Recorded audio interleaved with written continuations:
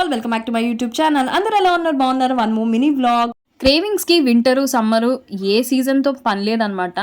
ఏ season లేకుండా వచ్చేదాన్ని craving అంటారేమో. చిన్నప్పుడు స్కూల్ నుంచి రాగానే నైట్కి డిన్నర్కి ఏం తింటారు అని అడిగినప్పుడు ఏది గుర్తు రానప్పుడు ఫస్ట్ మాకు గుర్తొచ్చేది ఈ పాలన్నం అనమాట. అన్నం చల్లగున్నా పర్వాలా, వేడి పాలు పంచదార కావాల్సినంత మెత్తగా నలిపేసుకొని, చిన్నపిల్లలకి నలిపేస్తారు కదా, అలా అంతా సాఫ్ట్గా మిక్స్ చేసేసుకొని పాలు పోసుకొని తింటే ఆహా నెక్స్ట్ లెవెల్లో ఉంటుంది.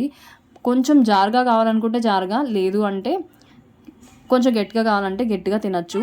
నాకైతే పిచ్చ ఫేవరెట్ ఇది.